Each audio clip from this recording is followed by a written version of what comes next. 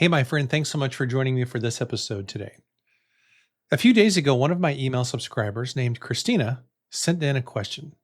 She said this: Dear Kent, I am dying to work at home and to do something related to writing, but when I think of what I could do, I hit a wall.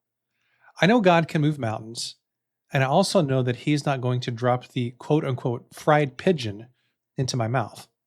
So, how does one pursue something like this? I know God wants me to write. The blessing and ethereal peace I have since I took my writing talent seriously is phenomenal. So I know this is from Him, but how should I go on? Do you have any wisdom to share? Well, Christina, thanks so much for your question. And as you can imagine, I do indeed have some thoughts to share. And I do want to note that before I say all this, for everybody else who is listening, these thoughts are going to apply whether or not you are faith based. So I've got to be honest here. I've always felt like I had a calling, or at the very least, a deep desire to be a writer, but it took me a long time to build up to it. I was a music pastor back in my 20s, which seems like a million years ago. And then in my 30s and well into my 40s, I was a college professor. And I stayed in that job of teaching until I was 46 years old.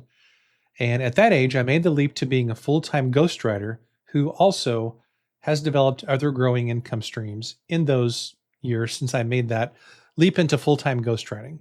So to answer your question, I really need to share a little bit about how I got into ghostwriting as the first place. And I think this will serve as a helpful case study into maybe how you can think about how you want to develop your career as well. So my goal was to make a full-time living as a writer, but I knew that it takes a long time to build up significant income from your own books, courses, products, etc. So I needed to focus on writing services first. Now, at the time, this has been years ago, at the time I was feeling a lot of pressure to get out of my college teaching job because our school was declining pretty fast. And I knew that I didn't have a lot of times before things would eventually collapse and our school would close. That much was really obvious to me. So way back around 2015 or so this is going to be 11 years ago at this point, it was very, very clear to me that I needed to figure out what my plan B was going to be because our school was not going to stay open forever. And I knew I probably only had a few years at best before our school closed. And so I knew I needed to really get busy figuring out what the heck I was going to do. So in the summer of 2019, so in the years between 2015 and 2019, I did kind of a variety of things. I built up my client base of doing podcast show notes and writing articles and other kinds of things. And by 2019, I knew for a fact that I really needed to start getting serious about building a full-time business, but I wasn't sure what that was going to look like.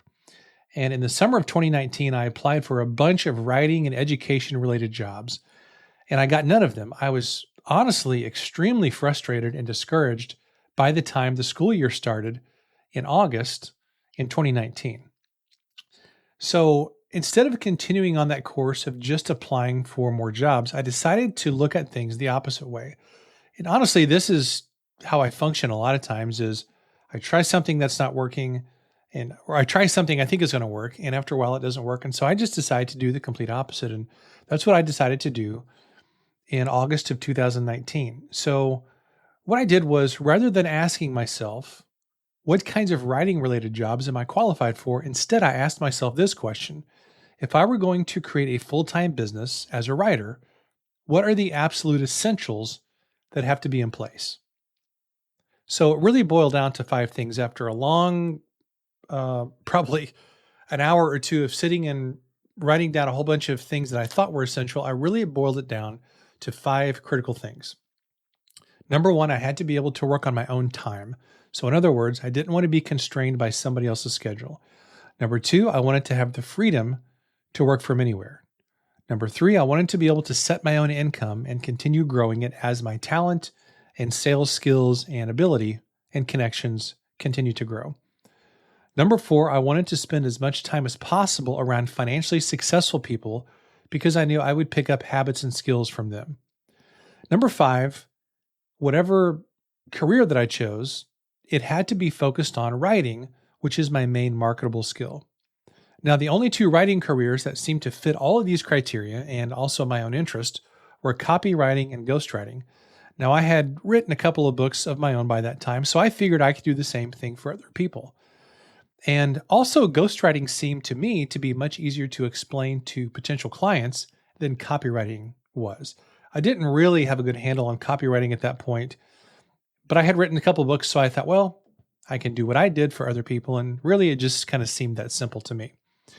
And honestly, I tried to put into practice what Stephen Covey talks about in his book, The 7 Habits of Highly Effective People. He starts out with begin with the end in mind. So I started with what I wanted my life and career to look like, and then I worked backwards from there.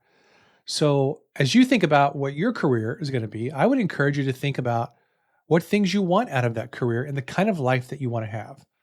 There are all kinds of ways to make money as a writer, and you can't do all of them. So it has to start with what you ultimately want out of the process. In other words, you have to do what Stephen Covey said and begin with the end in mind. So here's what I would suggest. Grab a legal pad and a pen and take some time to get clear on what you actually want out of your writing career and be as specific as you can. Because again, we can talk about lots of ways to make money as a writer, but you first have to understand the kind of life and the business that you want to build. And I think this exercise will really help. All right, my friends, that's all I've got for today, and I'll see you next time.